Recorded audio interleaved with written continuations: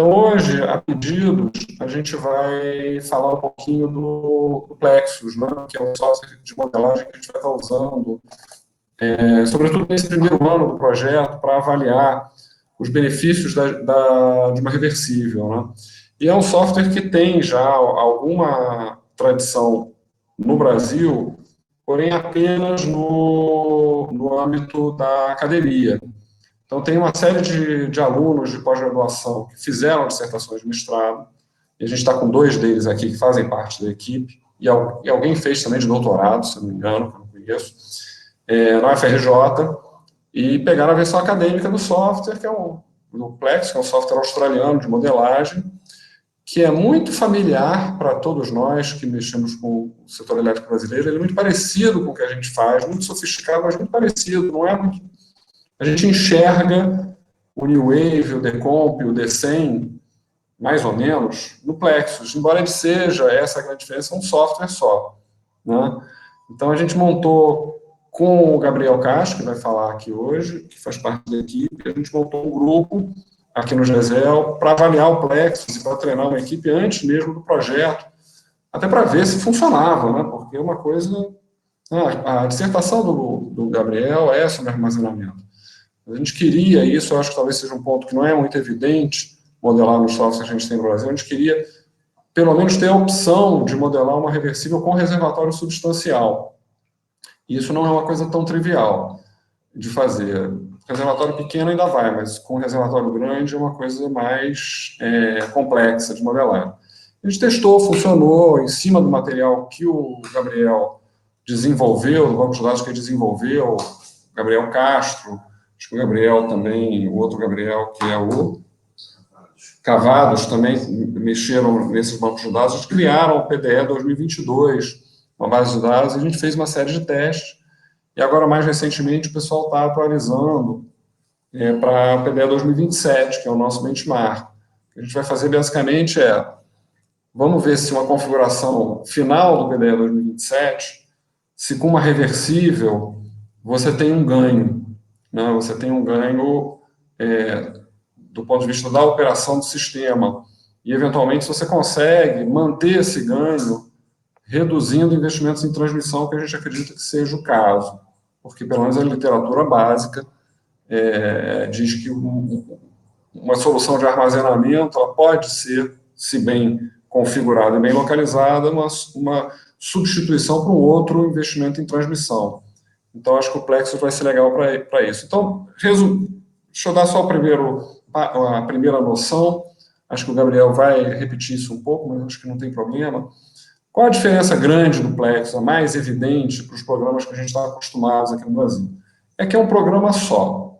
Né? Então, você pode fazer simulações de prazos muito curtos, até abaixo de um minuto, em termos de intervalo temporal, né? Modelar um controle automático de geração, por exemplo, funcionando, e você pode fazer uma simulação com intervalos de meses, ou de um mês, ou de trimestres, para muito longo prazo. Mas é um programa só, e você usa os mesmos dados. Então, se você quer, por exemplo, está apto a fazer uma simulação, que no caso não nos interessa, com intervalo de 1 minuto, você vai ter que ter as séries de dados com intervalo de 1 minuto, senão não faz muito sentido. Então, a carga teria que ser uma carga por minuto. Se você quer representar a rede de uma forma granular, a carga teria que estar por barra, né? E, eventualmente, a geração eólica também por minuto, algo parecido, a solar, etc., senão não faz muito sentido. Só que, na medida que você queira fazer uma outra simulação com uma outra granularidade temporal, ou com uma outra granularidade da representação da rede, ele usa automaticamente os dados granulares que você entrou para gerar as séries ou as configurações convenientes. Então, por exemplo, digamos que a gente entrou com uma série de carga, que é o nosso caso, tem uma série de carga por subsistema, não tem mais quebrado do que isso, e por hora. Então, são 15 anos de carga, hora a hora, do PDE 2027. Foram produzidas essas séries. Se eu for estar usando para uma simulação de base horária, essa vai ser a série que vai ser usada.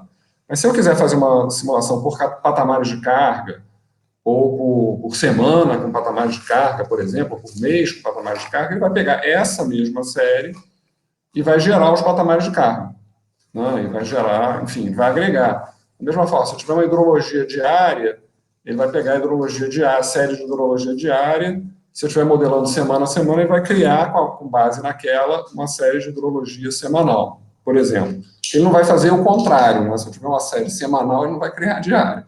Mas se eu tiver diária, ele cria semanal, e eu consigo rodar com o mesmo banco de dados uma série de modelos com granularidade tanto temporal quanto de representação, por exemplo, da rede, diferente. Eu posso rodar ele em modo de planejamento da operação, que seria o PMO no Brasil, né? E pegar aquilo ali, que seria o New Wave, né? E pegar aquele resultado e ver depois aquele resultado com uma granularidade da representação da rede e da representação temporal muito maior. E ver o que está sendo perdido, sempre se perde alguma coisa, isso a gente sabe, né? O que está sendo perdido ao você fazer uma representação simplificada a nível do planejamento da operação. Isso em si já é uma coisa muito interessante, né? Mas especificamente para o projeto, o mais interessante é a gente conseguir representar uma reversível no planejamento da operação, ou seja, no funcionamento de médio prazo, e depois ver como é que ela funciona no curto prazo, num despacho horário, usando os mesmos dados, né? E o que vai acontecer, eu já vou adiantando, é que na hora que você bota uma reversível com reservatório grande no PMO, o reservatório enche, esvazia, etc., mas ela é pouco usada, porque o médio prazo não consegue ver a granularidade temporal do que acontece no curto prazo. Na hora que você joga no curto prazo, vira um tiroteio, ela é usada o tempo todo. E reversível é isso mesmo, né? Reversível é um bicho para ser usado em operação de curto prazo, mesmo que tenha um reservatório gigante.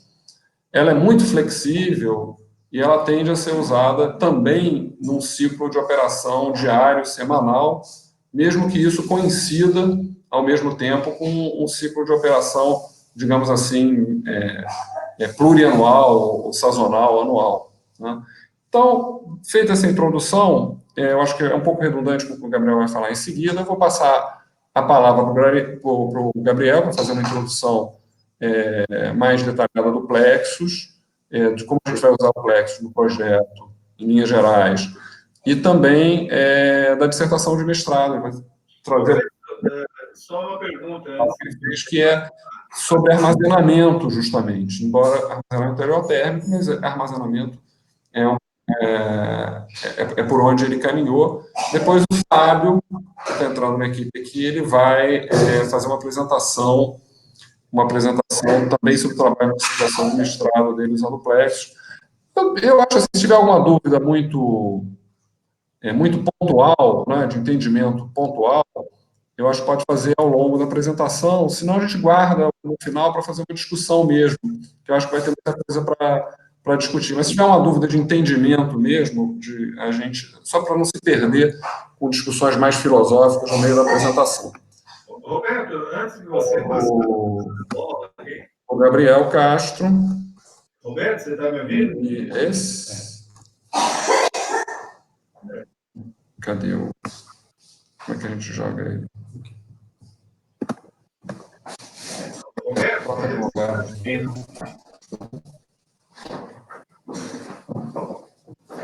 Bom, boa tarde.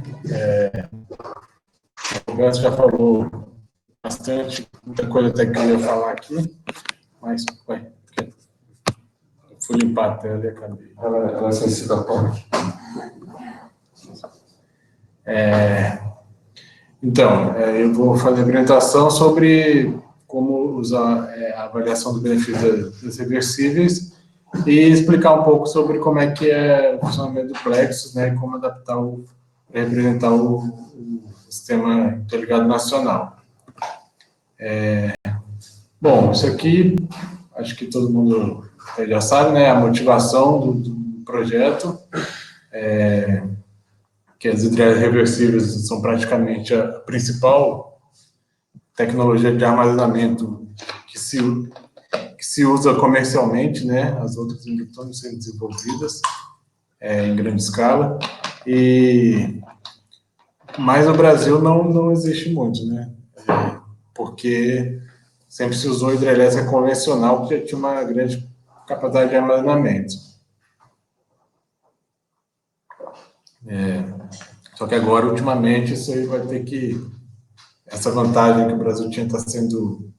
Tá deixando de existir, e aí também estão precisando de outras tecnologias para armazenamento de energia.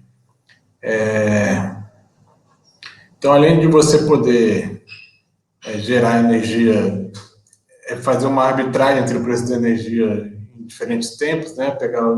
Acumular quando estiver mais barato para gerar quando estiver mais caro, tem outros benefícios que o armazenamento pode trazer, né? Você pode deixar de investir em um outro empreendimento, tanto um empreendimento de geração, que seria para atender a ponta, então, eu tendo mais uma capacidade de armazenamento que tem uma potência associada, eu não precisaria fazer, por exemplo, uma termoelétrica a gás para garantir esse suprimento.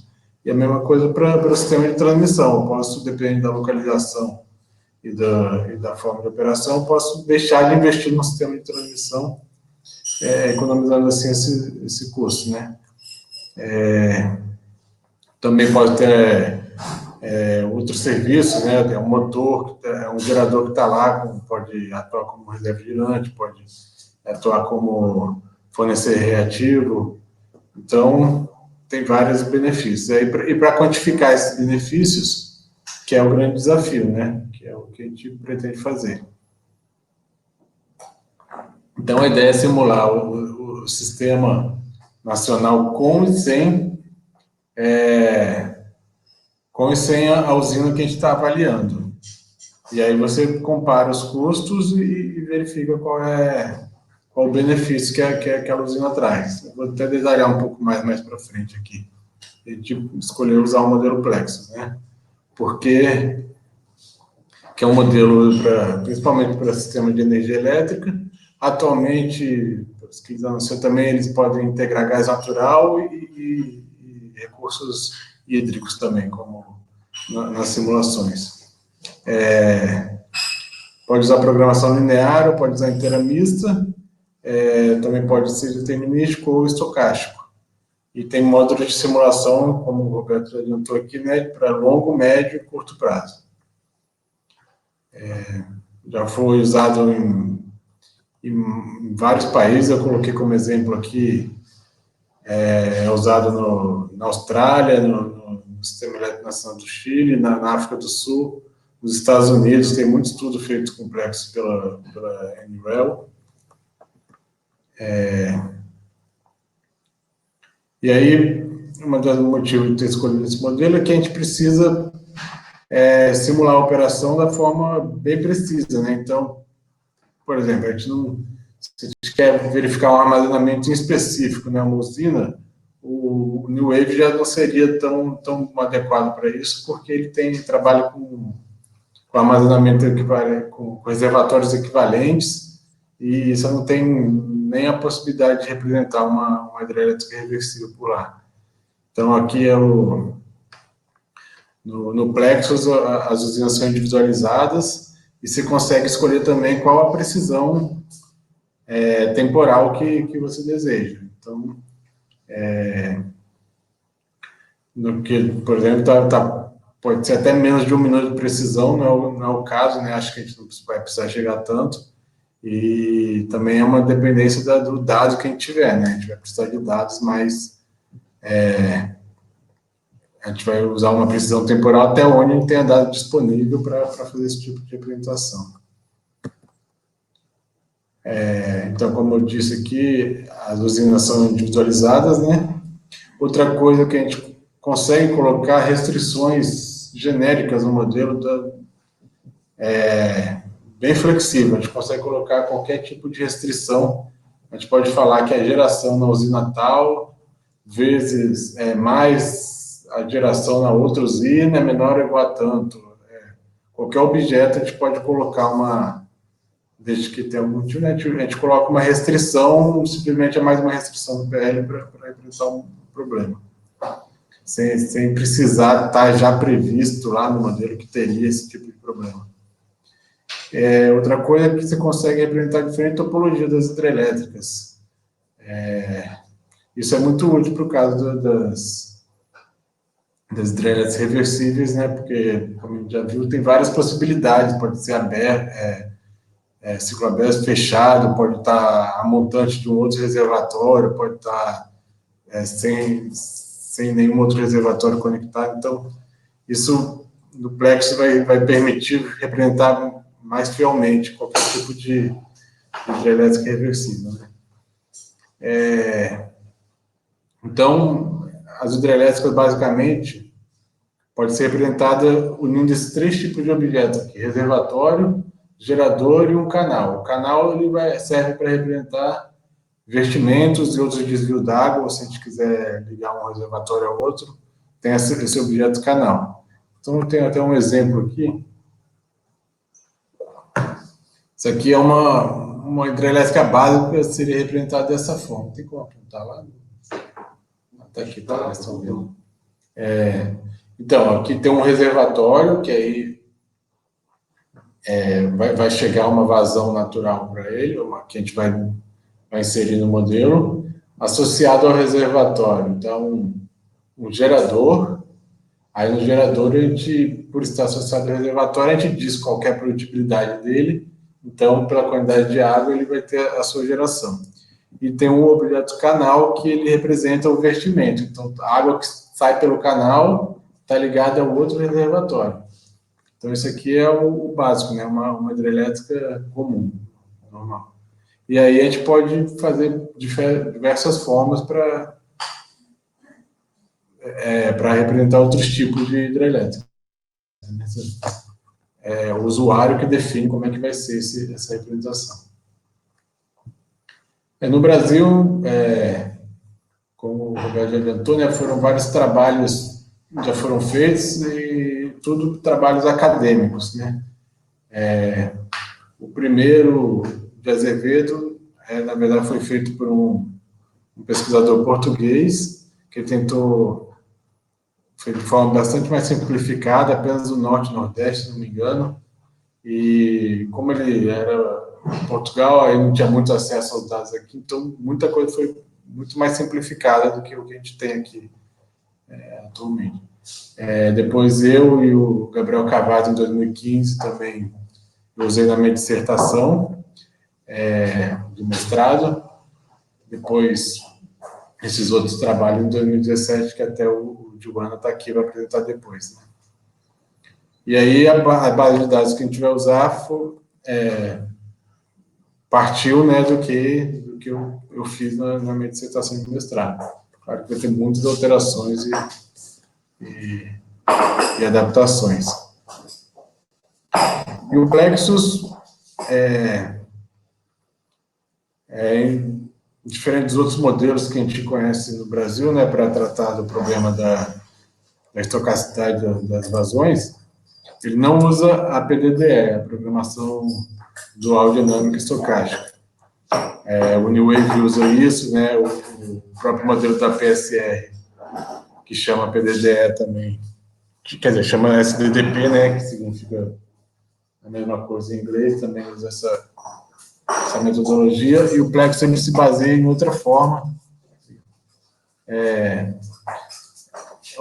de resolver o problema. Até a versão 7.5, que é a versão anterior,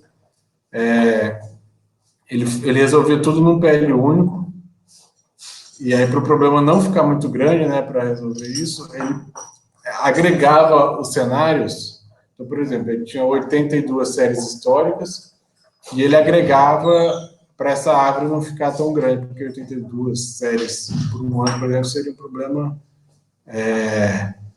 muito complexo computacionalmente. Aí você agrega com o número de cenários que você deseja, e cada vez que ele agrega, ele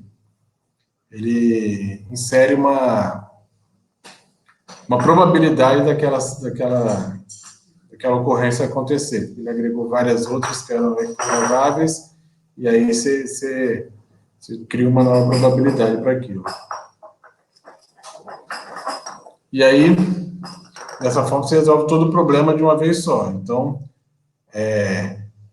aí uma das coisas é que você não consegue fazer um problema de longo prazo num só período de simulação, né? Porque o problema vai crescendo muito rapidamente. Então, para 1 ou 2 anos, você consegue resolver relativamente bem, te levava umas 2 horas, né? Dependendo da granularidade temporal, minutos. Porque tem vários outros parâmetros para você escolher na simulação. Então, dependendo de como você está deixando os outros parâmetros, de qualquer forma, em algumas horas no máximo, você roda o caso para 1 ou 2 anos. Mas também, aí tem esse problema de ser muito mais que isso, começa a ficar mais complicado, começa a ocupar muita memória, né? E o problema pode engasgar. E aí você tem que fazer algumas simplificações também para essa metodologia, porque se você faz uma simulação de 1 ano só, qual o armazenamento você tem que estar no último período, né? A simplificação que o Plexus usa é deixar que no último período ele tem que estar igual ele iniciou. Então, para 1 ano assim apenas, pode ser um pouco forte essa simplificação, né? Mas aí agora, com a versão 8, eles estão introduzindo uma nova metodologia, que eles chamam de Rolling Horizons. A gente não conseguiu testar ainda, porque na hora que lançaram a versão 8, beta ainda, né? A gente estava no final da nossa licença acadêmica, e a gente até conseguiu uma extensão da licença acadêmica depois, mas aí o solver já não estava junto com a licença, então a gente não conseguia fazer as simulações. Mas, a princípio, já tá implementada essa nova metodologia que basicamente... Nossa, só aparece lá.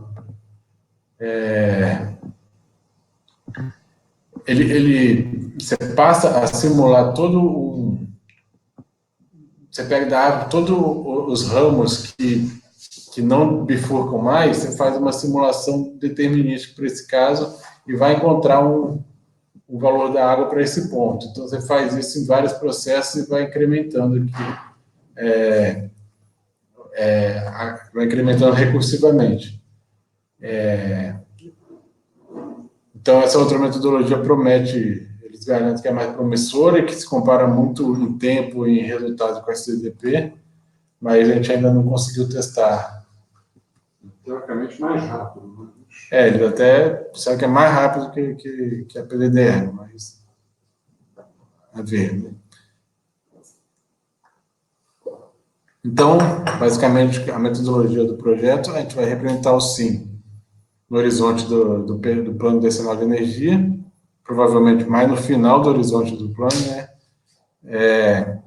Definir algumas usinas que seriam candidatas e simular o sistema sem o sistema puro, né, sem nenhuma usina, e com a usina candidata que a gente está avaliando. A simulação a gente vai usar os módulos do Plexus de médio e de curto prazo. Aí aqui uma explicação um pouco melhor dos módulos que ele tem, né? Como o Roberto já adiantou, né? Que ele tem tudo no mesmo modelo, ele tem vários tipos de módulos de simulação, né? O que seria, por exemplo, no Brasil, longo termo, pelos modelos do CEPEL. O de longo prazo seria o MELP, o de médio prazo seria o New Wave, o curto prazo seria um Decomp ou DCEM, né? Uma mistura dos dois. Então, de longo prazo, ele é um modelo para expansão, né? Ele tem a possibilidade de, além de operar, ele expandir o sistema e minimiza os custos de expansão da operação. O que ele chama de PASA é mais um modo para otimizar quando será a manutenção de cada usina, para você manter o máximo possível de usinas disponíveis, de máquinas disponíveis a cada momento. E também serve para calcular os índices de confiabilidade. O médio prazo, como eu disse, é o mais equivalente ao New Wave. E aí, o que a gente vai extrair desse resultado do médio prazo? Ele é mais simplificado, né? Ele pode tratar da mesma forma que o New Wave pode tratar por patamar a cada mês. a gente pode até detalhar um pouco melhor, ser mais flexível, mas vamos dizer que a gente está fazendo igual o New Wave, a gente põe, a cada mês vai ter 3 patamares de carga e faz a simulação dessa forma. E aí você vai ter uma operação que ele vai passar por curto prazo. No curto prazo, ele vai definir qual que é o valor da água a cada momento. Então, de cada reservatório. Como está individualizado, vai ter um valor da água para cada reservatório. Então, o médio prazo ele vai servir para passar essa informação de não esvaziar todo o reservatório no curto prazo. Né? Porque se a gente fizer só simulação de curto prazo, o modelo vai enxergar lá, eu tenho que operar esse dia, eu estou com uma hidrelétrica cheia de água, eu vou usar tudo e não despacho mais nada. Aí, rapidamente, a gente esvazia todos os reservatórios. Mas recebendo os dados do médio prazo, eu tenho o valor da água e faço a operação do curto prazo considerando essas restrições extras. E aí já é uma simulação bem mais detalhada, pode ser dia a dia, com hora a hora também, na ordem cronológica, né, não é mais patamares, e com muitas outras restrições que nem aparecem no médio prazo, né? Então, a própria natureza da restrição. A variação de geração numa usina termoelétrica, não pode variar muito a geração de uma hora para outra, de um minuto para outro. Então, no curto prazo, consegue enxergar mais esse tipo de restrição. Tiago, eu queria fazer uma pergunta. Aí, com isso, a gente pretende calcular os custos evitados da reversível, que vale aos benefícios, né? Se esses custos evitados forem maior do que os custos de construir, né? Investimento da hidrelétrica reversível, significa que o empreendimento que a gente está analisando é viável. E o que a gente pode considerar como custo evitado?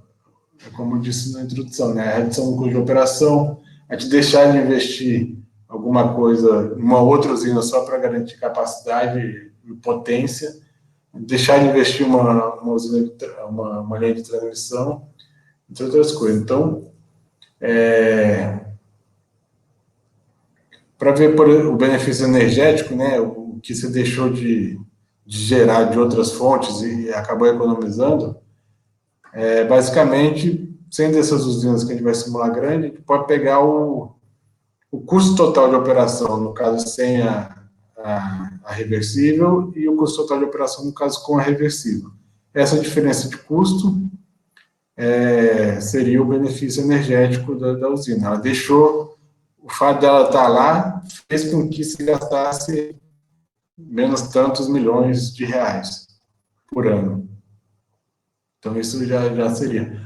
Mas se a gente estivesse tratando com uma usina muito pequena em relação ao sistema todo, pode ser que por ser ela marginal, não interfira muito no custo, a gente não tem a sensibilidade no modelo para ver simplesmente entre a diferença no custo de operação.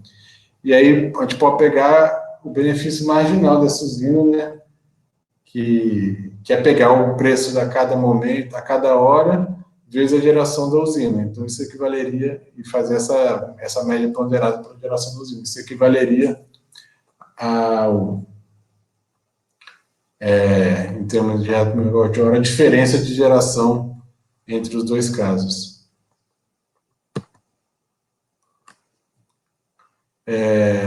No caso da energia, de postergação de investimento por outra usina, você não precisar instalar outra capacidade para garantir ponta, garantir a capacidade firme. Então, a metodologia que se usa é o chamado crédito de capacidade, que representa o tanto que aquela usina contribui para atender a demanda com o mesmo nível de confiabilidade. Então, resumidamente, eu teria esse indicador LOLE, que é o valor esperado da energia não suprida. É o tanto que com uma determinada configuração do sistema, quanto que eu espero que não vai ser suprida energia ao longo de um ano, com essa configuração. Então, por exemplo, eu posso ter um sistema atual que o valor esperado é de 20 horas por ano de energia não suprida, equivalente à geração total. E aí eu posso, para eu saber qual que é o grau de capacidade de uma determinada usina, eu insiro essa usina no sistema, eu insiro uma termoelétrica convencional no sistema e vejo qual é o novo valor de LOLE. Aí, por exemplo, eu insiro uma termoelétrica de 100 megas e o valor cai para 15. Qual que Aí eu coloco a usina candidata que eu estou querendo avaliar e vejo também e vejo qual que é a potência que eu tenho que colocar dessa usina candidata para ficar exatamente o mesmo valor de confiabilidade que eu teria com uma termoelétrica convencional, com 100% de confiabilidade. E aí essa diferença entre a potência é o percentual de crédito de capacidade que eu tenho. Esse tipo de metodologia é mais o conceitual mesmo, para você entender como é que você avalia o crédito de capacidade, mas para calcular isso mesmo, eu teria que fazer várias simulações desses modelos de confiabilidade com diferentes configurações e tamanho, né? E isso é bastante pesado computacionalmente. Então, o que se faz é você colocar a usina candidata no sistema e verificar qual é a geração dela nas horas mais críticas do sistema. Então, por exemplo, essas horas mais críticas também têm diferentes definições, dependendo do estudo analisado. Alguns estudos dizem, por exemplo, 10 horas de maior demanda líquida, ou seja, quando a demanda, desconsiderando, já subtraindo o valor das usinas não despacháveis, quando essa demanda é maior. Então, se você pegar a geração da usina que você está avaliando nessas 10 horas, e o fator de capacidade médio nesse período, você vai ter um valor que é aproximadamente o crédito de capacidade da usina, que é o tanto que ela contribui para a potência do sistema. E aí, se eu tenho, por exemplo, que a usina tem um crédito de capacidade de 60%, então equivale, eu colocar 100 megas dessa usina, equivaleria a colocar 60 megas de uma usina termoelétrica com 100% de confiabilidade. E aí, eu estimando quanto custaria essa outra termoelétrica, eu posso estimar quanto que eu estou contribuindo com a minha usina candidata, valorando essa contribuição. Então, aqueles eram a metodologia, né, para a gente usar. Eu vou mostrar agora um pouco o que eu fiz dessa metodologia na minha dissertação, né, que eu avaliei as usinas heliotérmicas, e eu avaliei essas duas características no benefício energético de potência e testei com diferentes configurações, porque as usinas heliotérmicas têm vários tipos de projetos diferentes de quantidade de armazenamento ou o tamanho do campo dos espelhos. Então, testei diferentes variações para ver qual seria mais vantajosa em termos de mais benefício para o ciclo. Então, aqui já mostrando os resultados, né? O que está em azul seria o benefício energético, o que está em laranja, começa no laranja e vai até o final do retângulo branco, é o benefício do valor da capacidade, que a parte que está sólida é o intervalo de confiança, é o menor valor até o maior, porque eu não tinha a certeza de quanto que era o custo do benefício de capacidade. Então, a gente vê aqui que para diferentes configurações, o melhor seria as configurações com 3 a 6 horas de armazenamento, principalmente com 3 horas, que isso traz mais benefício em termos de reais por megawatt-hora gerado pela energia, gerado pela usina. Se ficar um armazenamento muito maior, eu passo a não ter um benefício médio tão alto, que eu passo a gerar também não só nas horas mais importantes, mas nas horas que também já não precisava tanto do que era armazenamento.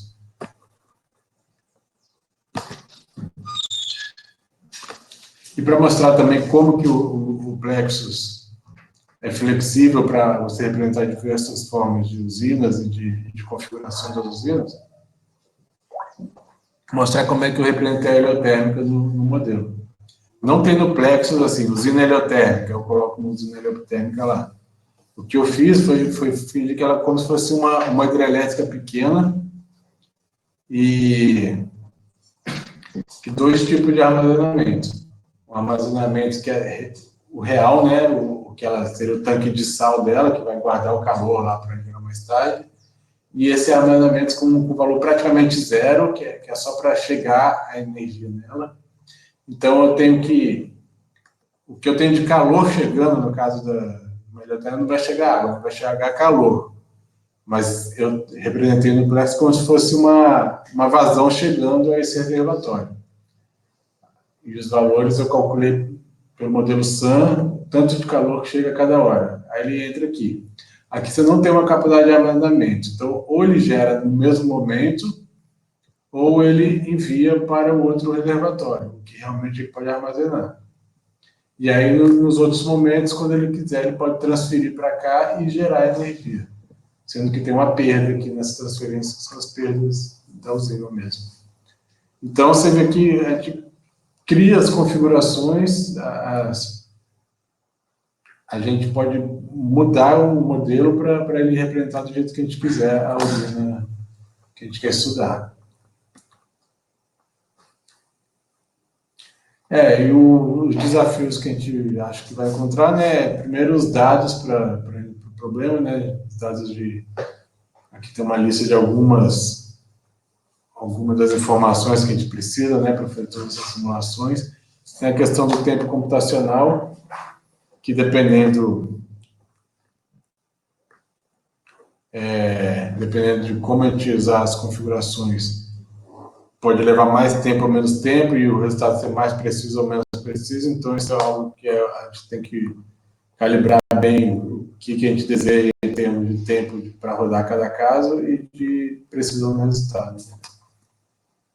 Aqui mais uns exemplos de dados que a gente vai precisar para simulações. Alguns já tem, outros tem, mas pode melhorar. E aí, como eu disse, né, tem que calibrar também os parâmetros, a quantidade de cenários que a gente vai usar, quantos patamares, como é que vai ser a precisão dos parâmetros. E é isso. Deixa eu ver a bibliografia aqui. Deixa eu dar antes de passar para o Fábio.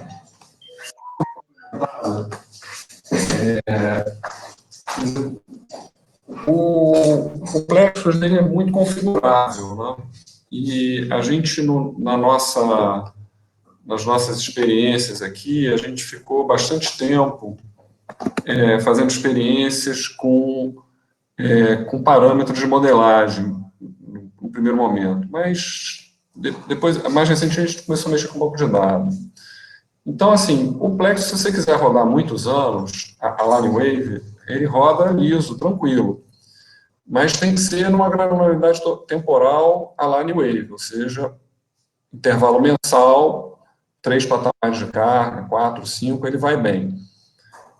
Se você quiser uma granularidade maior, aí para você fazer muitos anos é complicado. O tempo vai crescendo. Então você pode rodar, por exemplo, vamos rodar a Lanewave, mas com intervalos semanais. Cresce bastante, 4 vezes, o problema cresce 4 vezes.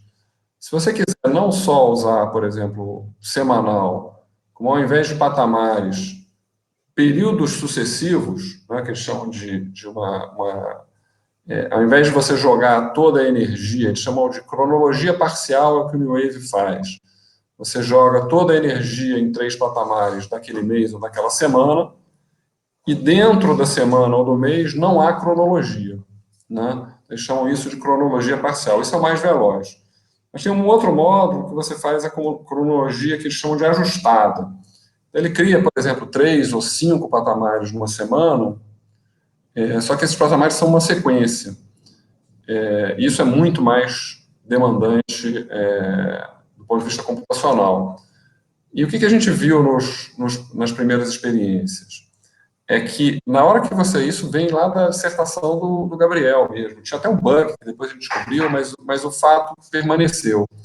Que é o seguinte, na hora que você modela a line wave e depois tenta reproduzir, tocar aquele filme com a granularidade temporal horária ao longo do ano inteiro, você vai fazendo 365 dias, em que você não está nem preocupado com a representação da rede granular, mas sim com a operação em tempo real. O custo vai lá para a estratosfera, completamente diferente o custo de curto prazo e o custo de longo prazo. Completamente diferente.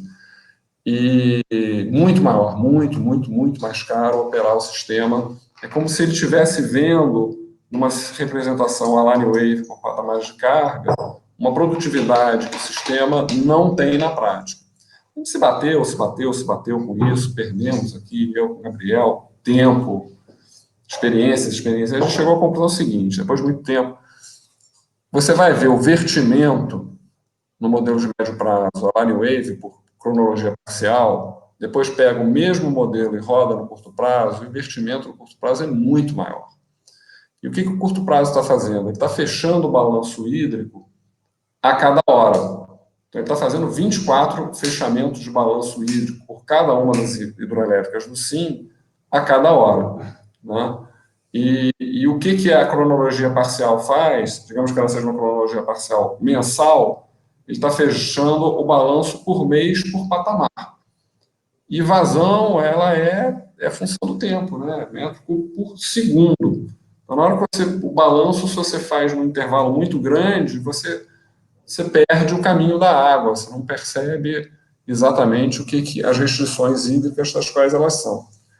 Então, aí a gente partiu para fazer simulações de médio prazo com cronologia, não a parcial, a line wave, mas ainda com poucos patamares de carga, mas sequenciais, de forma que a gente estava trabalhando com 5, 7, 12 balanços hídricos por semana. E aí você consegue aproximar o médio prazo do curto prazo, mas à custa de um esforço computacional dezenas de vezes maior. Então, isso é que a gente descobriu. A gente espera, a gente vai estar com um computador melhor agora, mas não há computador que baixe para você. Sempre que você colocar um computador 10 vezes mais rápido, você vai jogar para ele um problema 10 vezes maior e vai ficar tão lento quanto ele era antes. Essa é a lógica aqui. Mas eu acho que a gente espera conseguir, com um computador novo, bem mais forte do que o anterior, a gente espera conseguir trabalhar com um horizonte temporal relativamente dilatado, com uma precisão, com uma granularidade temporal no planejamento da operação que consiga fazer com que ele tenha um custo pelo menos aproximado com o de curto prazo. Agora, se você não conseguir isso, tem estratagemas que você pode usar também. Então, por exemplo, o default que a gente está usando é rodar um modelo de médio prazo, ou seja, line wave, e passar valor da água para o curto prazo. Então, você pega, faz uma modelagem, digamos, de 2 anos, 5 anos, quantos anos que for, ele vai calcular o valor da água para cada reservatório, para cada mês, e vai passar para o curto prazo, e o curto prazo vai despachar em cima desses valores da água, né? E isso aí, se você é obrigado a fazer uma modelagem muito simplificada no médio prazo, a gente já viu que isso não funciona. Os reservatórios esvaziam e o curto prazo dá um resultado extremamente,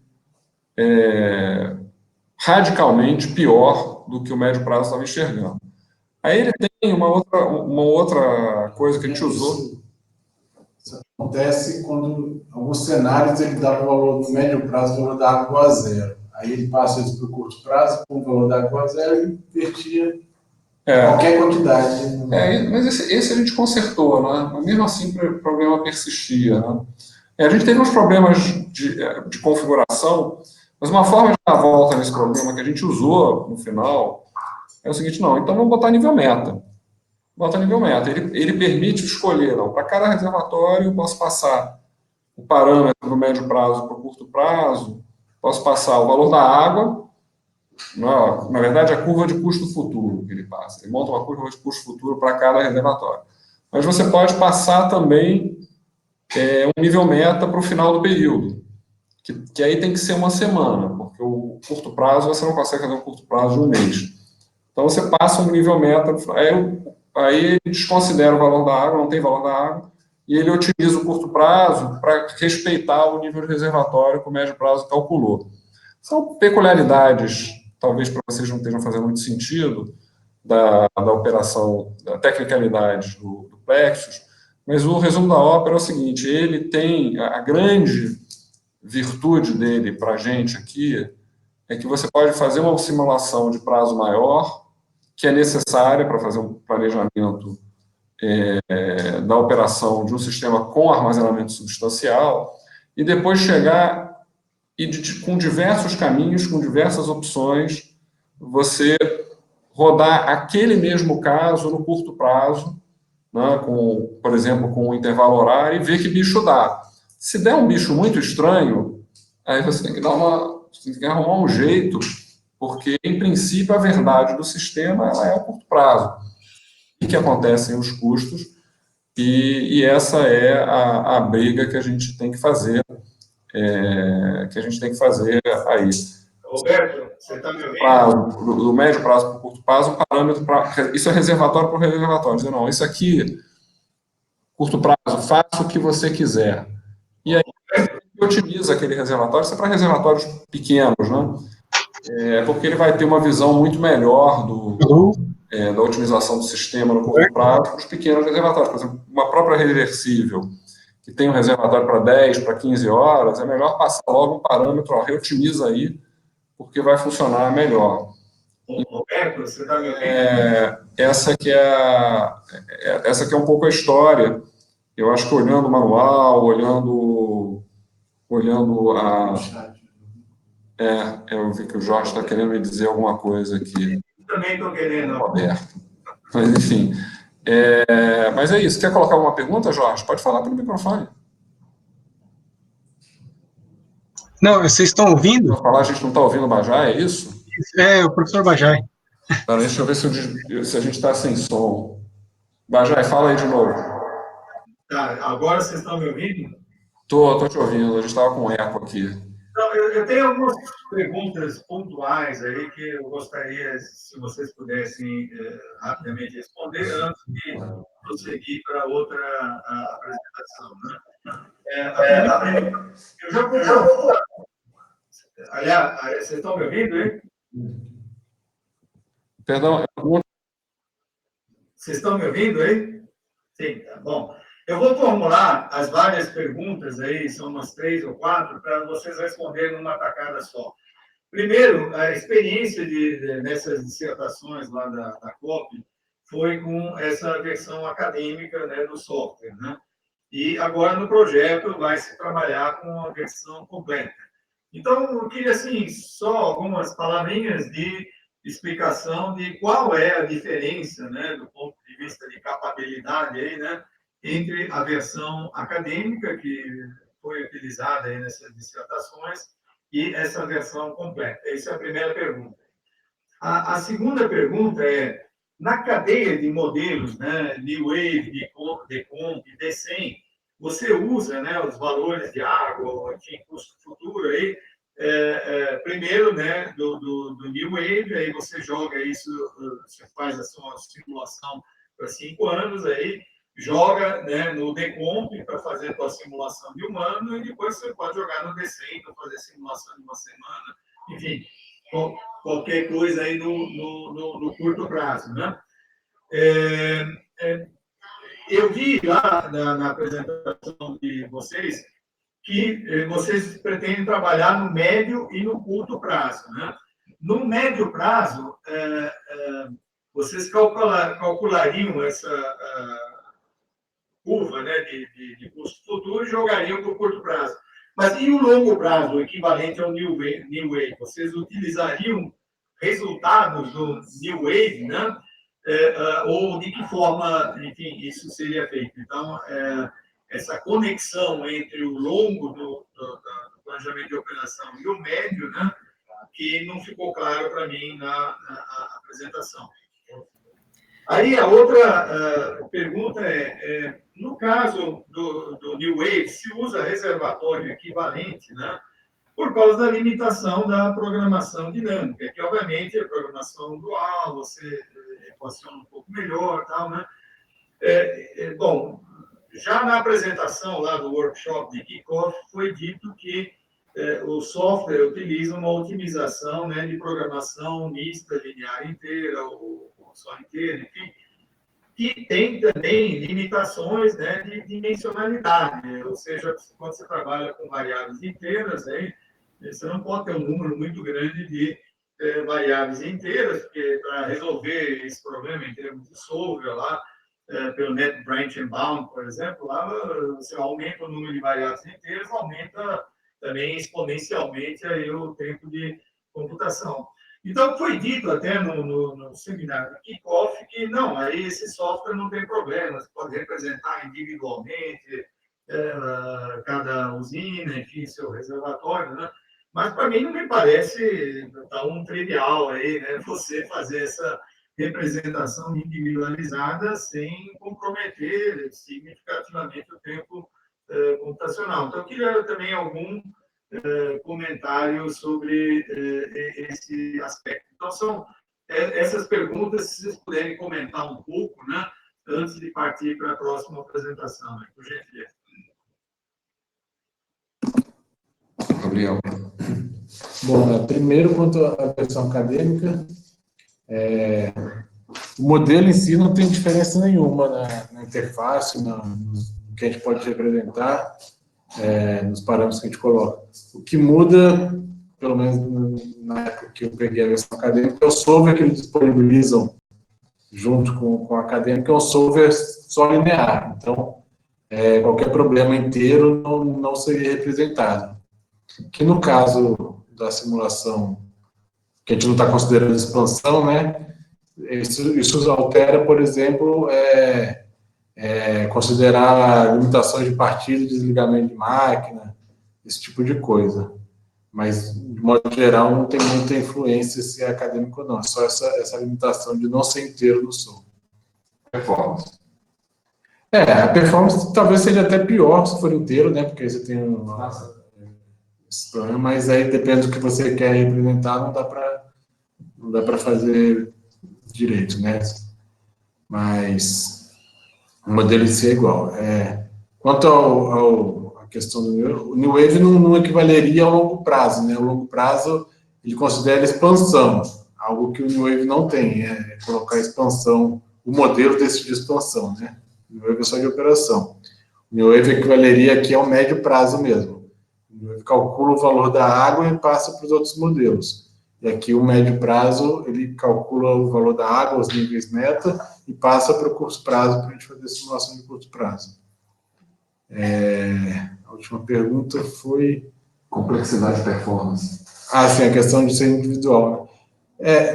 Não é nem só o fato de ser a PDDS individual, é por causa da maldição de ser reservatório equivalente, por causa da maldição da dimensionalidade, porque o próprio SDDP da PSR, ele trata as usinas de modo individual, né? A questão mais complexa é você ter a árvore completa, né, de cenários, isso que traz esse problema da dimensionalidade. Então, acho que, com certeza, acaba ocupando mais memória, mais coisa para otimizar, por ser individual, mas o ganho que tem com isso, acho que é muito maior do que você representar um monte de usina diferente, inclusive de bacias diferentes no reservatório equivalente. Acho que isso acaba tendo muita perda para a simulação. Isso já está feito, né? Essa representação já foi feita pelo Gabriel, das usinas individualizadas para o PDE 2022, e a gente já atualizou, não finalizou, mas já está fazendo trabalho de atualização para o PDE 2027. Fazer a representação não é um desafio. Eu acho que a dúvida dele é mais do modelo ser capaz de individualizar, não capotar, né? Mas a questão de ser individualizada não é tanto problema, é a questão da representação mesmo, que é o que eu até mostrei na apresentação. Ele tinha o conceito de agregar a árvore, né, para diminuir o tamanho do problema, resolver num PL único. E agora ele está com essa nova metodologia que a gente ainda tem que testar, né, nessa versão 8 do Rolling Horizon. Só acrescentando, professor, a diferença principal da versão acadêmica para a versão profissional é que o Plexus ele não resolve problema nenhum, ele não faz solução de problema. Ele tem um banco de dados que ele gerencia e ele, a partir desse banco de dados, você configura o modelo que você quer rodar e ele monta o problema. Mas ele não resolve, que você tem que comprar à parte, e esse solver resolve o problema. Né? E aí, quando o solver acaba com o problema, ele devolve o problema para o Plexus, o Plexus pega a solução do problema e, eventualmente, monta um segundo problema, se for o caso, ou então, se já tiver tempo, ele grava em disco o resultado do problema. Então, ele não resolve, você usa um solver profissional, caro, e é o solver que resolve o problema e que gerencia os recursos do computador, faz o processamento em paralelo, etc, etc. Teoricamente, essa versão 8, que a gente ainda não testou, ela é uma resposta importante para a questão da escalabilidade, a questão dos horizontes rolantes com uma forma de montar a árvore. Teoricamente, a gente não testou, você consegue aumentar o prazo da simulação sem aumentar exponencialmente o tempo de processamento. Em tese digamos, uma simulação de 200 passos, ela não é muito mais do que o dobro do que uma simulação de 100 passos. Isso daria espaço para resolver problemas complexos num prazo com uma granularidade temporal alta, de uma forma tratável. Né? A gente não testou isso, estamos ansiosos por testar, porque isso é importante. Então, na prática, o que a gente conseguiu fazer até hoje, repetindo, a gente consegue montar uma estratégia de médio prazo a line wave, de muitos anos, se for o caso, não tem problema. Só que aí você joga para o curto prazo e Deus me livre. Né? Dá um resultado que muito otimista, que no curto prazo aquilo não serve para grande coisa. E a gente conseguiu, e eu acho que a gente vai conseguir agora de uma forma muito melhor, fazer simulações de prazos mais curtos. Ultimamente a gente estava trabalhando com 2 anos, né? E com uma granularidade temporal no médio prazo já relativamente alta, de forma que ele dava uma solução que era bastante semelhante a nível de custo de operação com aquela que você verificava numa rodada horária. O que a gente estava fazendo, para comparar com a cadeia de modelos que a gente está acostumado, é rodando esse médio prazo como se fosse uma espécie de New Wave / Decomp, que você já sai no final com a granularidade semanal, e a partir disso rodando um descende. Seria mais ou menos isso, não é, Gabriel? O que a gente estava fazendo era mais ou menos isso. Rodando um New Wave já integrado com Decomp, semana. Então, você tinha curvas de custo futuro por reservatório, semana a semana, ou, se você quisesse, em alguns deles, os grandes, você pode botar lá um nível meta no final da semana, para o curto prazo obedecer. E o curto prazo seria o D100. Né? O D100, ou até uma coisa para além de D100, se você quiser, você pode chegar no minuto, no segundo. Não vai ser o caso, não é isso que a gente está querendo. Diga. Posso fazer uma perguntinha para o Gabriel? Além de colocar as restrições, as inflexibilidades, como que vocês pensam em colocar a possibilidade de bombeamento? Por exemplo, você tem que deixar uma opção lá para que o modelo escolha em que situação ele vai optar por bombear a água. Como é que vocês vão fazer isso?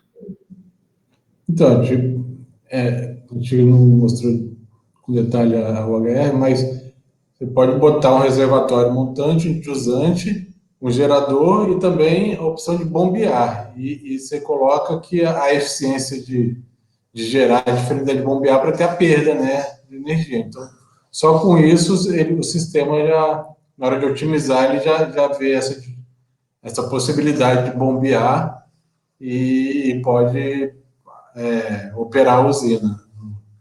Em resumo, o Plexus tem um objeto reversível, está lá. É só você conectar ele no sistema hídrico e botar os parâmetros. Ó, o reservatório superior é de tanto, eu tenho uma potência de tanto para bombear, uma potência de tanto para turbinar, uma perda, uma eficiência de tanto, uma produtibilidade da queda de tanto, e por aí vai. Não tem o que fazer do ponto de vista de desenvolvimento, é só preencher os parâmetros e botar a usina no lugar certo.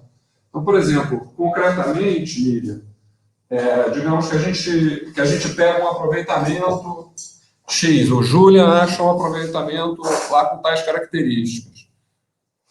O que a gente fez na prática, para as nossas modelagens iniciais, foi que a gente, com todo respeito, chutou alguns parâmetros técnicos, né? Tipo, a queda era de tanto, a produtibilidade vai ser de mais ou menos tanto. A gente nem quis, né? Isso é um trabalho que a gente não sabe fazer. Mas a gente botou lá com bom senso, fez umas regras de três, botou lá uma produtibilidade. Ele tem que ter uma curva lá de como é que a forma do reservatório, a gente também... O cota-volume, a gente botou uma cota-volume que não é de verdade, obviamente, é uma cota-volume que a gente usou, né? E a gente também botou lá uma perda, que óbvio que é do projeto daquilo ali, mas a gente botou um parâmetro lá que era razoável e aí ele roda, enche, esvazia, etc. Para fazer para valer, eu acho que a gente vai ter duas interações. Numa primeira interação, nos primeiros testes, a gente vai dizer, ó, tem esse reservatório aqui que o Julian encontrou, vocês dão uma olhada neles e me deem uns parâmetros por alto. Não vai perder um mês estudando. Isso a gente vai fazer no segundo ano do projeto. Aí vamos tentar fazer um parâmetro bacana. Mas quanto é que você acha que dá uma perda disso aqui? Aí você vai me dizer uma coisa com bom senso. Olha, esse túnel é de tal tamanho e eu estimo que seja uma perda com base na literatura, no que eu conheço de mais ou menos nada, a gente bota o parâmetro lá, a produtibilidade, o cota-volume, a gente vai fazer uma coisa mais ou menos, porque a gente vai testar coisas que são muito diferentes para o sistema. Por exemplo, você pegar uma reversível, a que a gente testou é uma reversível que é como se ela estivesse no mar. Nunca vai faltar água. Nunca vai faltar água. Ela tem uma quantidade limitada de água à disposição para bombear. Isso é um caso muito particular. Por quê? Porque ela tem a montante Serra da Mesa. Então, ela tem o mar. Ela tem qualquer quantidade. Então, se estiver ventando, gerando térmica, muita energia na Amazônia, ali você sempre vai poder armazenar. Num outro lugar, não vai ser assim. Se você botar ela num rio que não tenha grandes reservatórios, ela só vai conseguir bombear quando tiver água. Se não tiver água, não bombeia. Então, são características. Essa que a gente modelou, ela está pegando de um reservatório que está em baixa altitude. Ela está pegando de São Salvador, água. O reservatório inferior é um reservatório existente, São Salvador, no Tocantins, que está aí, a cota dele cheia deve ser uns 270 metros, algo do gênero. E ela está a 800 e tanto. Então, a energia que ela estoca é a energia do SIM, não é a hídrica. Tem também, né? Ela está pegando a energia contida na água que ela sacou de São Salvador, que ainda deve ter mais de 100 metros de queda nas usinas a jusante, e está jogando lá no alto da montanha. Então, tem ela está pegando uma parte da ENA, mas é pouco. A grosso ali é o que vem do SIM mesmo. Outros casos, ela vai estar pegando energia basicamente do rio, né, da hidrologia, porque você já pega num reservatório que está numa certa altitude. Mas são casos, entendeu? Acho que a interação que a gente vai fazer nesse primeiro momento, eu acho importante a gente conversar, foi boa a sua pergunta, Miriam, a gente vai pegar alguns reservatórios e vamos tentar fazer um pouquinho melhor do que a gente fez agora. Ô, Miriam, dá uma olhadinha nesse caso aqui, e sem perder muito tempo, sem ficar estudando, e dá uma sensibilidade de uns parâmetros para a gente fazer uma experiência. A perda é o quê? É 20%, é 25%, é 30%? Faz diferença. Agora, não precisa ser, a perda é 23,75%. Aí é outra história, entendeu? Aí eu acho que, para esse momento, não vai fazer... projeto de túnel, localizar o túnel certinho para fazer conta, isso aí, para que a gente escolher, tem que fazer, para agora não precisa. Mas o fato é que, voltando à sua pergunta, a gente tem já o objeto reversível, não tem que programar nada. Você diz, ó, aqui está São Salvador, então a gente vai botar uma reversível montante com essas características, e pronto, acabou. Aí ele vai lá, você joga o equivalente ao New Wave, aí ela vai encher, vai esvaziar, e vai ver o que vale a pena fazer, e um abraço. Essa parte é fácil, tá? Ok? Podemos passar para o Fábio? Podemos passar para o Fábio? Vamos lá, Fábio, assume aqui.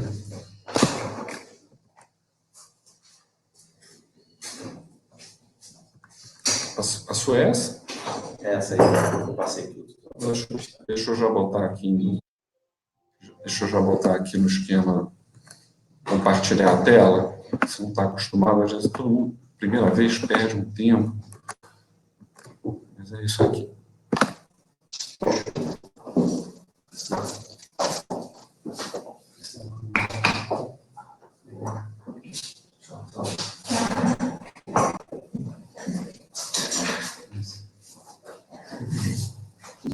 Bom, boa tarde, pessoal. Eu sou o Fábio. Vou apresentar aqui muito mais o trabalho, né, que eu desenvolvi. Estou começando a me inteirar do projeto agora. E vou gastar menos tempo também no Plexus. O Brandão, o Gabriel já apresentaram bastante bem o modelo.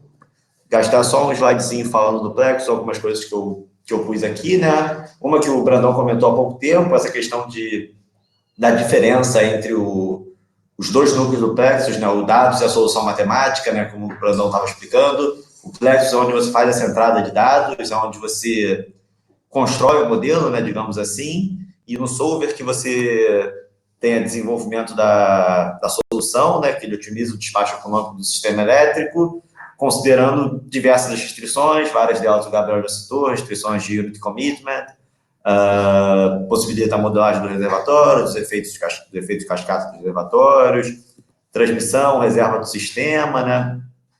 Aqui é uma figurinha apresentando com um pouquinho dessa interação, né, de como você entra com a base de dados do Plexus, e a ideia de desenvolver isso no Solver, e a ideia geral de um modelo de otimização, que a ideia é minimizar o custo do sistema, considerando o valor do reservatório, sujeita, bem, diversas restrições possíveis de serem incluídas no modelo, né? Essa apresentação está com algumas animações, eu não sei se ela é a melhor opção para esse tipo de apresentação, né, que você está compartilhando, mas, bem, para a próxima fica sem animação. Bem, outra coisa que já foi comentada, essa questão da escala temporal, né, de você resolver no médio prazo, aqui está escrito longo, mas seria mais no médio prazo mesmo, e você passar as restrições, questões de volume, função do custo futuro para o curto prazo, e assim você manter essa modelagem consistente, né, de acordo com as diferentes restrições, você olhando no longo prazo, principalmente a questão dos reservatórios. E aí o Brandão, mais uma vez, já explicou das duas metodologias, da partial, do fitted, tem até uma terceira, que é uma de amostragem, mas... A gente não conseguiu fazer ela funcionar. Não fizeram. Não conseguiu.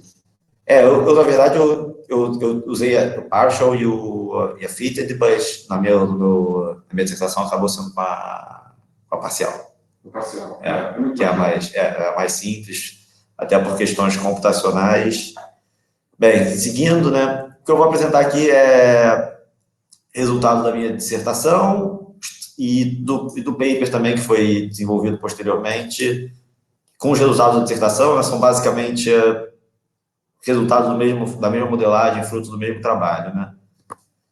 Bem, o objetivo era analisar os principais impactos da penetração eólica no sul do país, então eu desenvolvi o modelo com as usinas individualizadas, mas só para o subsistema sul, né.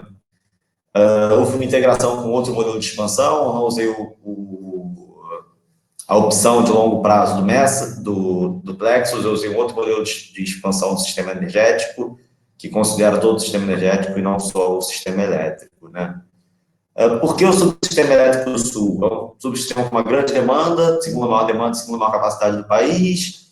É um sistema que se assemelha, né, nos percentuais ao sistema elétrico nacional, visto que eu achava que eu não teria tempo de modelar todo o sistema elétrico e nem capacidade computacional para tal.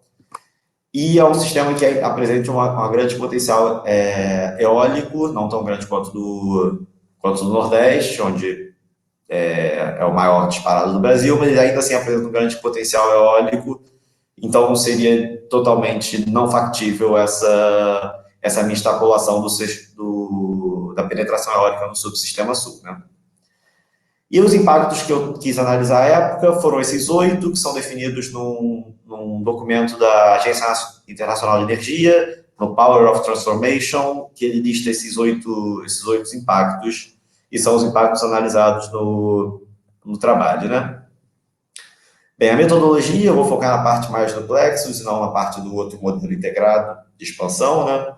A ideia é que desse modelo vem a capacidade de expansão do sistema e o aumento da demanda por eletricidade, que entra como base de dados de entrada para o Plexus, assim como diversos outros elementos que servem de input, né? E assim eu desenvolvi o cenário de validação para 2015, um cenário de linha de base e outro cenário de penetração eólica, no qual foi definido que 50% da energia deveria ser atendida por turbinas eólicas, né? E foram modelados no Plexus 2030 e 2050 para esses cenários. À época foram modelados no Plexus, né? Dentro dos cenários de sensibilidade foram modelados afluências baixas, médias e altas, né? Foi rodado o modelo determinístico.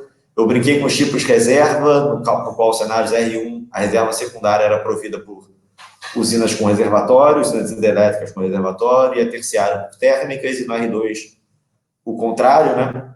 E um cenário também sem restrição de transmissão para avaliar se a metodologia definida para expandir o sistema de transmissão estava atendendo ou estava gerando problemas. Isso daí foi no paper, que foi só apresentado alguns cenários sem os cenários de afluência. Basicamente, tudo que eu vou apresentar aqui vai ser para afluência média. É isso. Dando prosseguimento, fala um pouco da base de dados, só para ter ideia. Gabriel, mais uma vez, já explorou isso, de mostrar a quantidade de dados, né, que tem que ser entrado no modelo. A época a gente trabalhou com demanda horária, dividida nos centros de carga do subsistema sul, né? A metodologia usada foi por população, então não foi visto questões de indústrias localizadas numa localização ou outra. Como o Roberto comentou, os dados de demanda a gente tem por subsistema, então eu tive que dividir essa demanda do subsistema sul de acordo com essa regionalização, baseado na população. Geração, né, que foram usinas individualizadas, considerando essas tecnologias. Aqui está sendo apresentado de forma agregada os resultados para os anos de 30 e 50, mas elas foram representadas cada uma individualizadas no modelo, né? Parâmetros técnicos e econômicos, que representados para cada uma dessas usinas individualizadas também. O recurso natural, que foram as vazões afluentes, né, da base de dados da ONS para cada uma das usinas, sendo retirado, no caso, né, as vazões consultivas, né, velocidade do vento obtida das estações de medição de velocidade do vento mais próximas dos parques eólicos e dos locais de grande potencial na região. Eu não vou lembrar o nome de quais duas, a gente não obteve dados horários, então foram criadas séries sintéticas baseadas nos átomos de potencial eólico para duas dessas estações de medição de velocidade de vento. Elas só apresentavam dados de 6 e 6 horas, salvo me engano.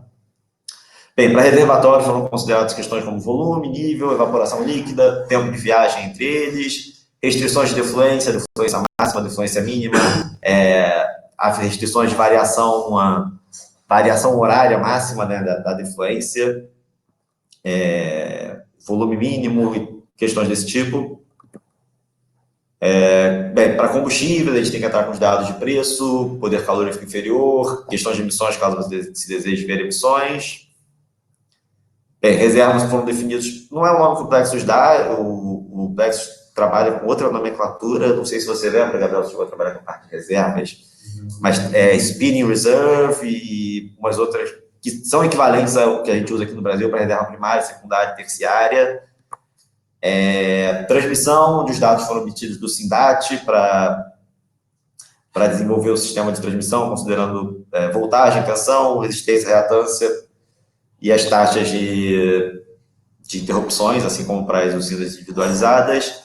E a integração com outro subsistema, que como eu não modelei, acabei fazendo o Sudeste, né, que é o subsistema que se integra com o Sul, através de usinas equivalentes. E aqui modelando também a capacidade de intercâmbio entre esses subsistemas.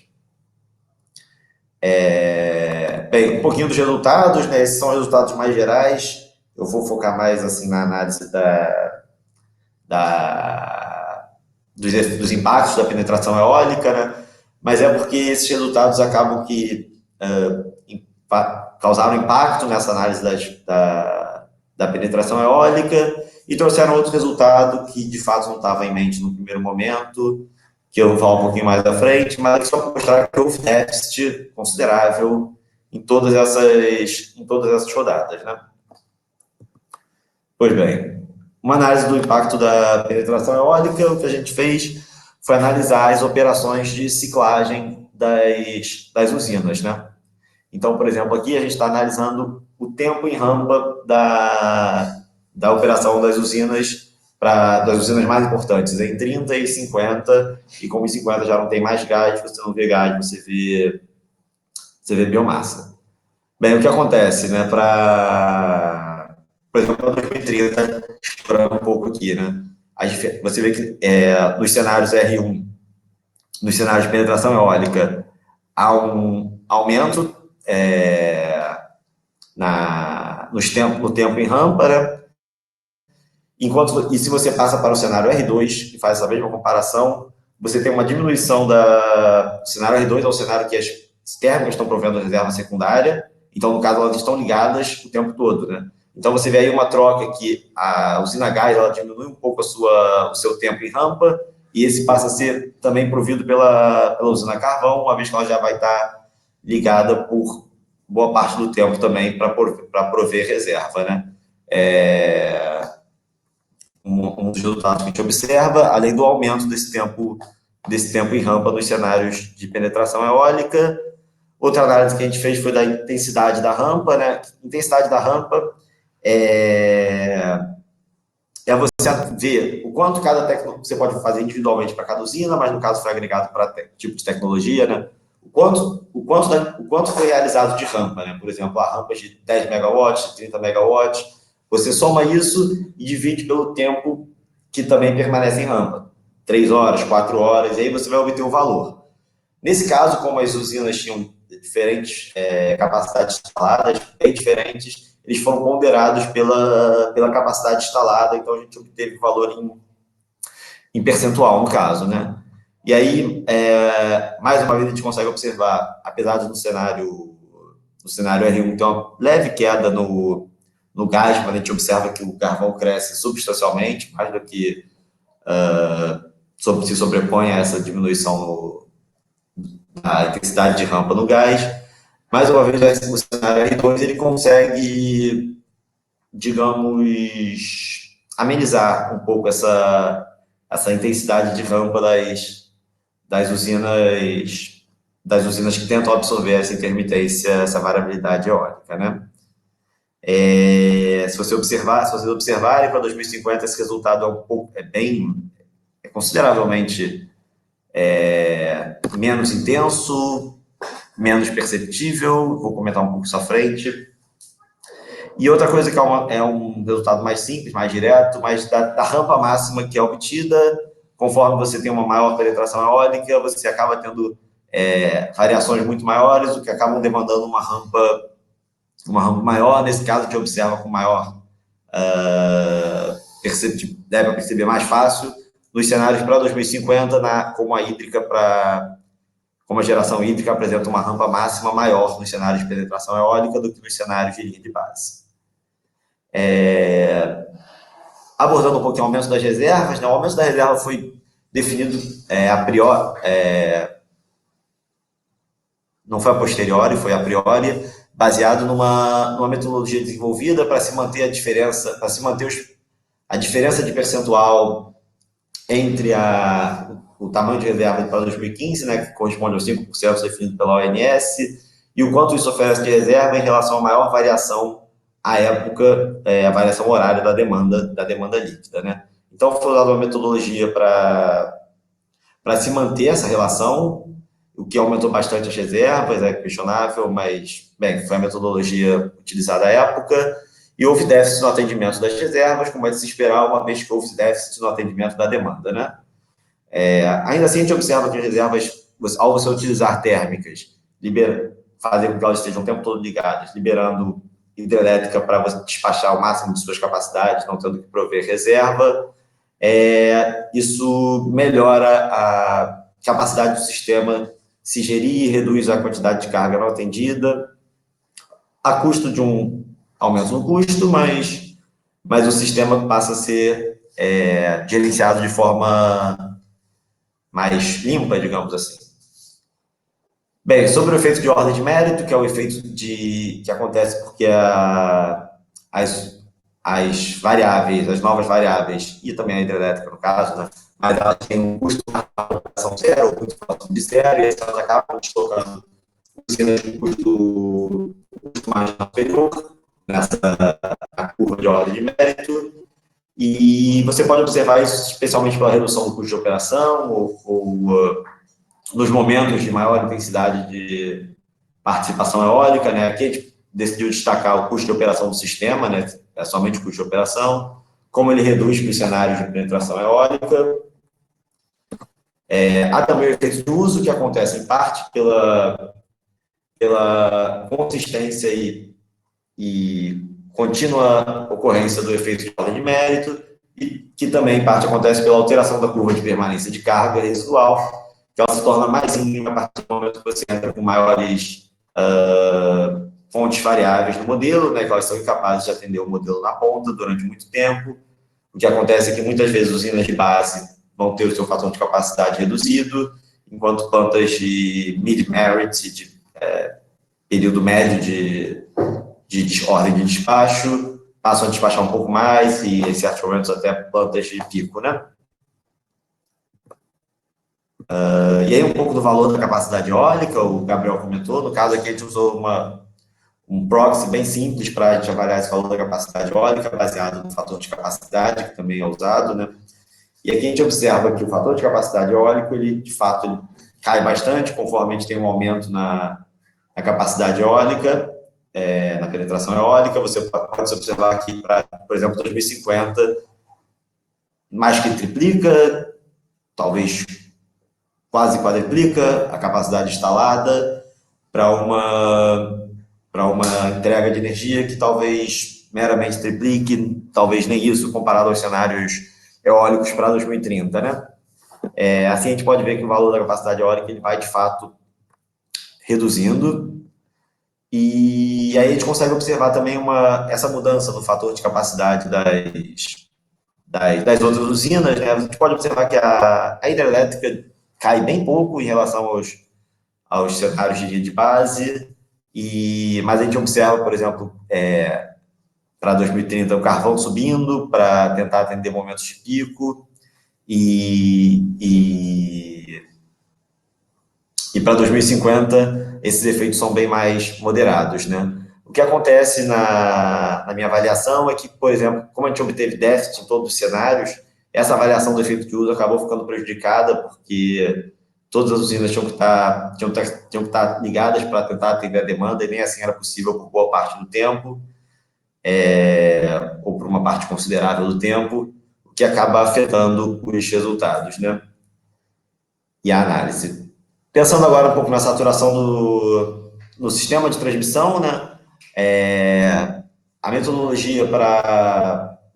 não vai entrar no mérito da metodologia definida para escolher o sistema, mas o gráfico aqui mostra que, por exemplo, para 2050, com uma penetração eólica, a maior penetração eólica, a gente teve também maior taxa de expansão do sistema, e ainda assim a taxa de congestionamento do sistema, traduzindo, do sistema de transmissão, ela continua com patamares bem próximos ou até maiores do que nos outros cenários, né?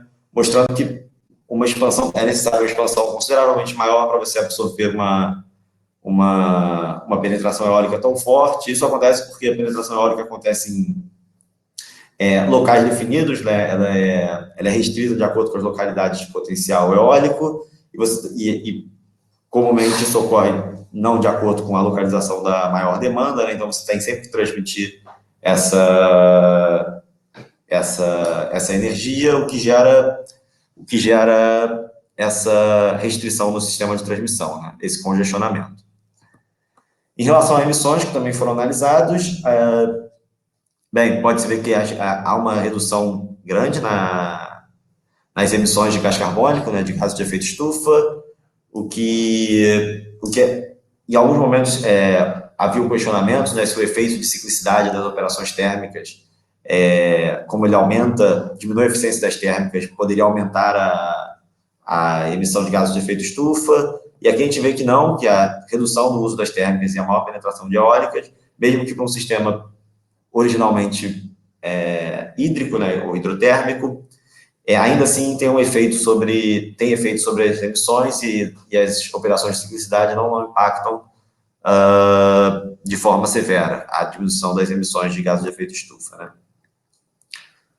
Bem, aqui foi uma avaliação da integração entre os dois modelos usados, o modelo de expansão, mostrando que o modelo de expansão não consegue atender o sistema no modelo de operação, né? Ele não enxerga, pelo menos nos dois casos ele não conseguiu atender, né? Mas assim, no modelo com a penetração eólica gera problemas um pouco maiores. Por exemplo, a exportação fica bem diferente, a exportação do sul para o sudeste, modelado no Plexus, no modelo de expansão, né? E assim, há questões que precisam ser avaliadas nessa integração do modelo. Esse foi um dos resultados que eu comentei lá no início, por isso que eu mostrei aqueles resultados primários lá, sem a avaliação ainda dos impactos da penetração eólica, que eram resultados que, de fato, não estavam sendo esperados, né? E, bem, dentre as conclusões, vale destacar essa redução na capacidade de exportação do sul para o sudeste, principalmente quando você olha compara ambos os modelos, né, o de expansão e o modelo de operação. Como o cenário R2, né, de você manter térmicas para oferecer reservas para o sistema, mantê-las ligadas, pode oferecer uma capacidade melhor para o sistema ser gerido, especialmente nesse caso onde o sistema estava apresentando déficit, todas as usinas estavam tendo que trabalhar, né? Você libera as hídricas até os patamares definidos pela operação de médio prazo para jogarem mais, para terem mais liberdade, maior flexibilidade, enquanto as térmicas ligadas também estão oferecendo maior flexibilidade para o sistema. E outro fato também observado foi que para 2030, apesar de uma penetração eólica menor, os impactos foram maiores do que em 2050 em quase todas as análises, o que levou em conta, o que questionou a questão de como em 2050 a penetração eólica teve que ser muito maior, ela teve que se expandir para outros locais, o que talvez tenha trazido um efeito eu esqueci o nome em português, the smooth out effect, que é quando você suaviza o efeito da variabilidade devido a você ter recurso eólico em diferentes regiões, e que eles podem estar correlacionados de forma inversamente proporcionais, né? Então, quando um diminui, o outro cresce, questões desse tipo. Bem, na época, conclusões de estudos futuros ficaram questões como, não analisar o SIM todo para o Brasil é uma questão fundamental, de fato impacta a análise, né? Não foram consideradas expansões fotovoltaicas, foi um modelo determinístico, por diversas questões, tempo, computacionais, dado. análise de sensibilidade da reserva, né? E outras coisas poderiam ser avaliadas, por exemplo, a relação entre o modelo de expansão e integração. Bem, basicamente foi isso, de forma sucinta e objetiva, o trabalho que eu realizei. Bom, primeira coisa, parabéns. Eu nunca tinha visto esse trabalho. O do Gabriel, a gente já se conhece há tempo, eu já conhecia. Né? Parabéns. E, bom, primeiro uma crítica, por você não botou uma reversível, cara? Não pensei nisso na época. Pô, reversível resolveu uma parte do problema, né? Primeira crítica severa, muita eólica igual a reversível, não térmica. Térmica também, né?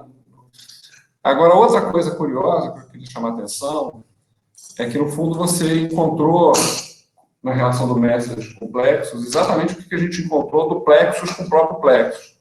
Na hora que você faz uma simulação de prazo mais longo, a tendência é ela superestimar a produtividade do sistema. E aí, quando você chega no curto prazo, você bota o sistema para funcionar compatível com o que você estava vendo no prazo mais longo, não funciona. Sim, e onde a gente bateu muito nisso, conseguimos resolver de uma forma computacionalmente muito demandante, mas que para nós, no nosso caso, estava na beira da viabilidade para o sim. E a gente acredita que com o Rolling Horizon, um computador mais forte, a gente pode não fazer o ideal, mas a gente vai fazer bonito. Sim, se aproximar mais. Eu acho que a gente vai fazer bonito. E a outra coisa que eu vou vestir um pouco, o Djalma me mandou uma mensagem que não vai poder entrar, mas vai ver a gravação. Então, deixa eu vestir o boné do Djalma, porque você foi bem além da gente na representação do sistema de transmissão. A modelagem que a gente fez lá, que o Gabriel, os dois Gabriéis fizeram, na verdade, que a gente herdou, está pegando o PDE. O PDE pega ali uma representação bem primária do SIM, só com algumas subestações, acho que deve ter uma dúzia, não é, Gabriel? Mais ou menos uma dúzia de subestações virtuais. Já lembra chamar de subestação, né? Os nós. Um tronco de interligação. Alguma coisa como uma dúzia, não é? Tem uma Imperatriz, tem uma Ivaiporã ali. De nó fictício desses, são 3 no máximo. O resto tudo é fictício. Pois é. E o que eu achei interessante, eu estava conversando com o Djalma e ele está bem interessado nisso, saber como é que a gente usa o Plexus com uma representação mais granular do SIM, uma vez que uma parte que a gente tem que testar é exatamente esse tipo de coisa. Bota uma reversível, em tese, livro-texto, se ela estiver bem localizada, eu economizo transmissão. Para começo, só que a gente tem que saber fazer a conta. Né?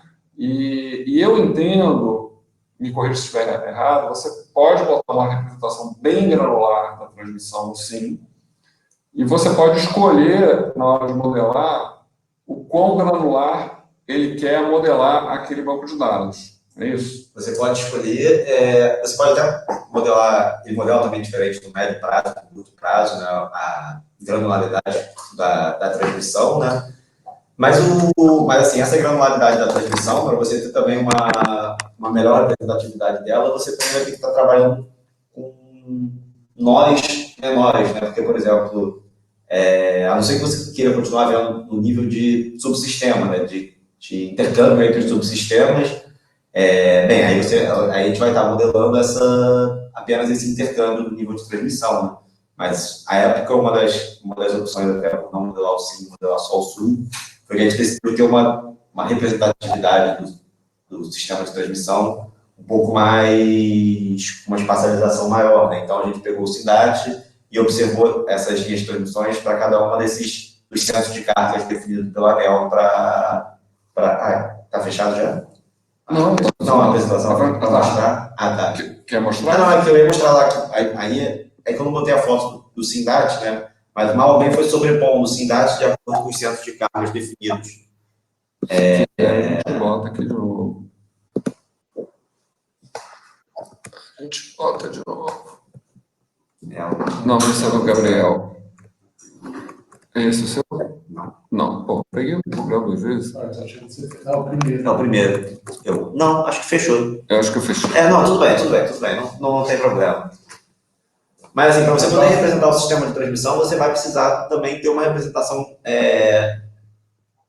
um pouco fora só do subsistema e mais dentro do subsistema também, né? Para você ter uma melhor representação do sistema de transmissão como um todo.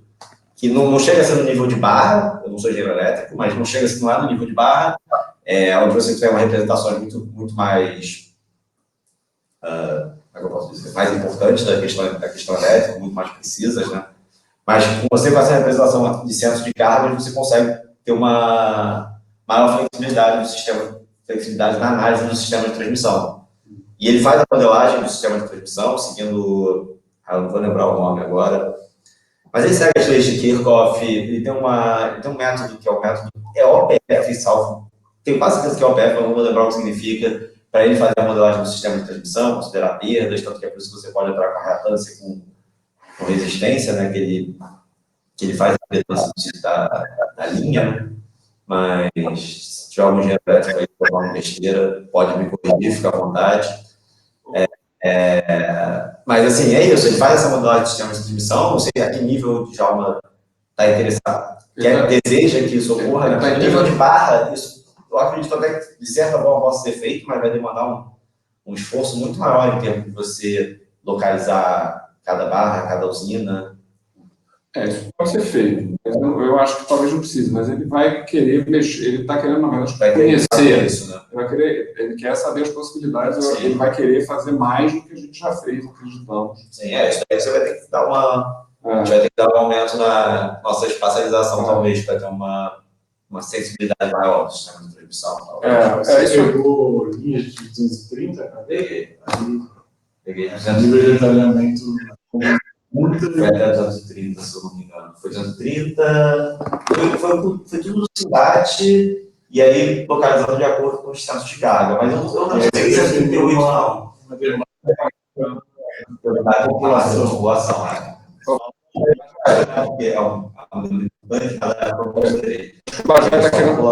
Mas já está querendo colocar uma pergunta aqui, né?